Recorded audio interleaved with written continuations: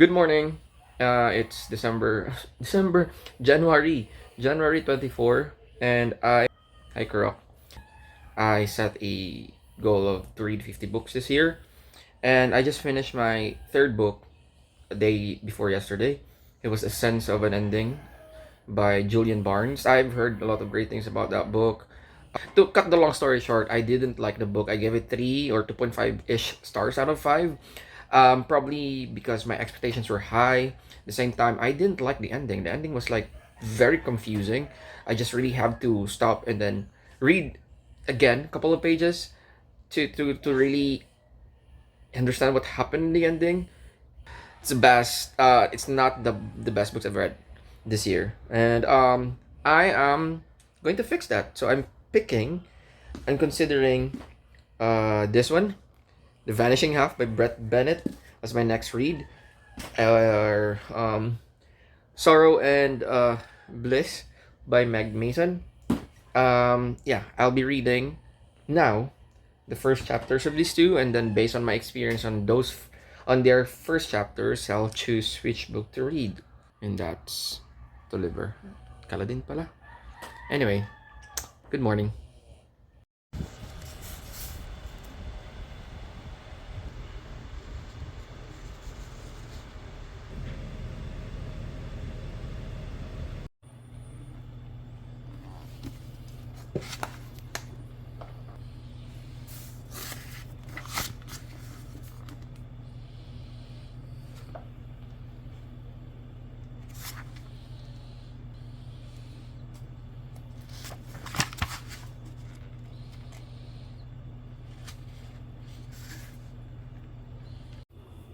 Hey, so I read the first chapters of The Vanishing Half by Brett Bennett and The Sorrow and Bliss by Meg Mason.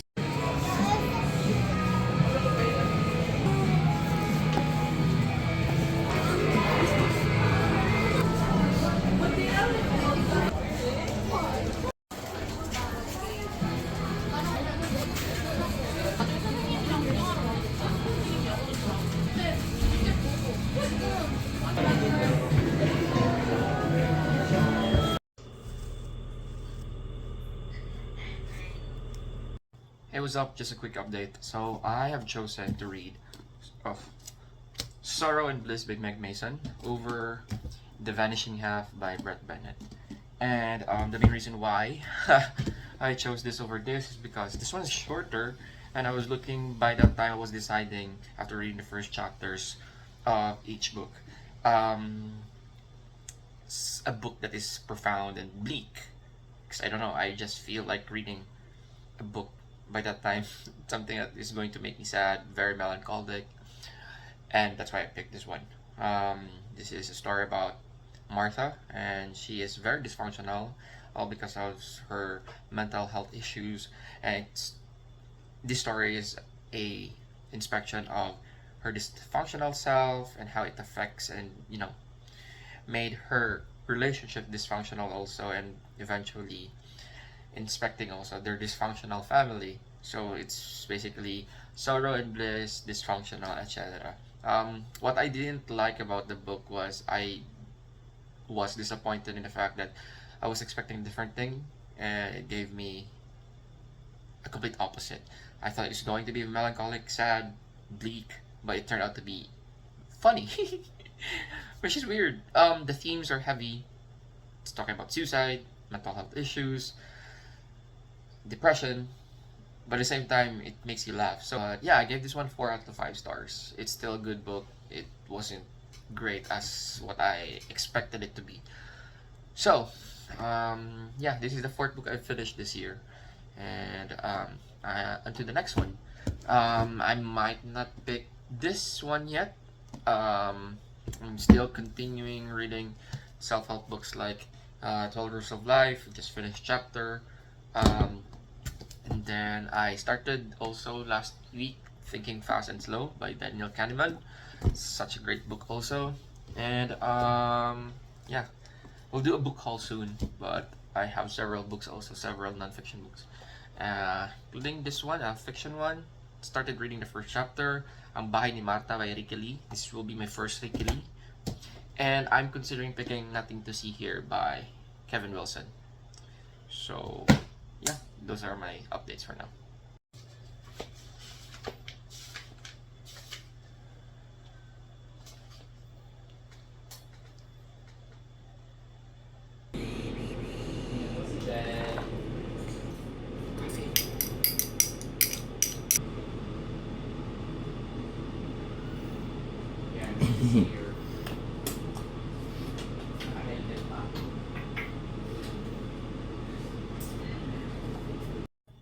Hey, it's Friday, and I am devouring Nothing to See Here by Kevin Wilson.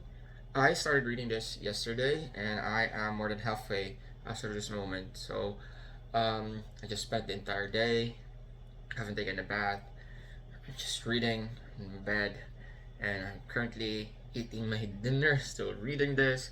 So definitely will be finishing this tonight. That's my goal. I'll just have to make a cup of coffee, then finish this, and this will be my fifth book for this year. So I'll get back to you with my quick review after I read this later. Bye.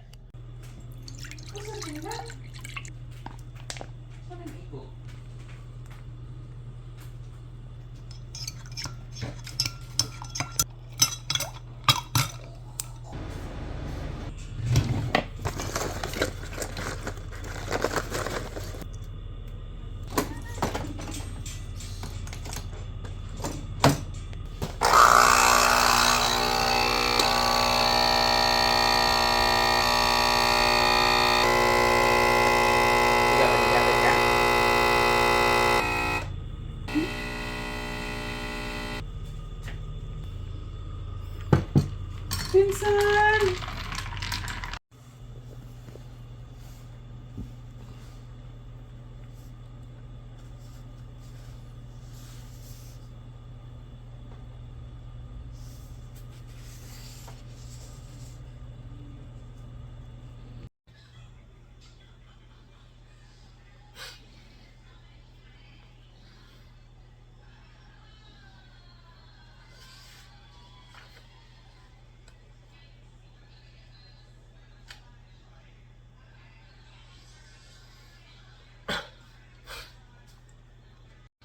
I am obsessed with this book. I am down to the last 30 pages, and yeah, I have been reading the entire day.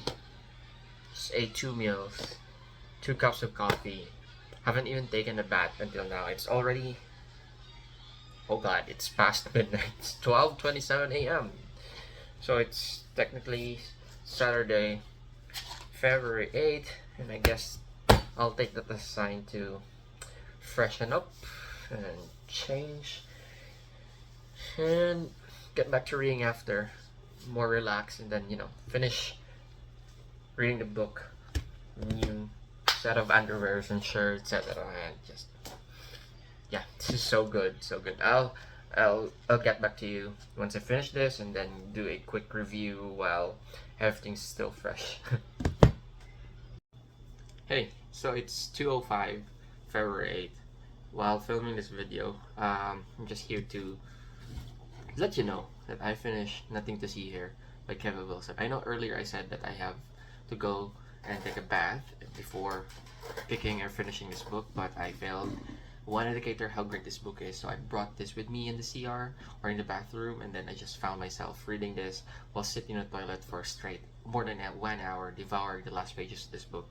This is, if it does not scream how great this book is, I don't know what I'm going to use to convince you to pick this as soon as possible. Anyway, just a quick review before I go to sleep about this book. This is going to be literary fiction where we're following our main character Lillian, who reconnected with Madison, her roommate back in high school, and then 25 years later, that's just an approximate years by the way. Madison, she's rich and married to a senator, reached out to Lillian and asked her if she can watch over, just for the summer, her two stepchildren, which has this unique quirk where these children literally set on fire if they're agitated or very emotional or angry or feel threatened. So it's hilarious, I think. It's a book that made me laugh, but not a laugh out laugh, but it's just a stupid humor, I think. We're going to follow my character Lillian as she's trying to navigate and find out what she really wants in life, and at the same time trying to take care of these two kids. Um, Overall, this book is the message of this book is about parenthood, in which what I got from it is that parenthood, when you become a parent, you're saying goodbye to a life and you're going to welcome a new life. What I really love about this book is, aside from the humor, was the juxtaposition, the beauty of juxtaposition of the pros and cons of parenthood, where being a parent brings you a lot of opportunities, this beauty, bringing up a child, but at the same time, it will ask you to sacrifice a lot of things. Reconsider your career, your relationship with people, finances, your dreams, your aspirations. It will definitely change you as a person, and yeah, you'll never be ready. You'll never be ready, especially if you're a first-time parent. Parenthood is not easy. That's what I realized here, and I just this book made me, appreciate more parents out there, and especially single parents. This is the second book that I rated 5 star in 2025. The first one was The Maniac by Jonathan Labatut, and I am highly recommending this. This book is well written, not in a sense where it's going to be literary, flowery, such as those books from Anne Patchett, James McBride, um, James Baldwin, Emily St. John Mendel, Colson Whitehead. It is not even near those books that written by those authors. But this one is beautifully written in a way that's very digestible. So it explains that how this book is fast paced. I finish this less than 30 hours, so it's very digestible, very accessible. Highly recommended if you want to laugh without, you know, if you want to laugh with a book with still a depth to it. Highly recommend this one. Yeah, that's my review for this book. I don't know what to read next. I'm considering Ang Bahay ni Marta by Ricky Lee, or Blood Meridian by Cormac McCarthy. So we'll see. For now, I'll sleep and then enjoy the weekend. Thank you so much again. Bye bye.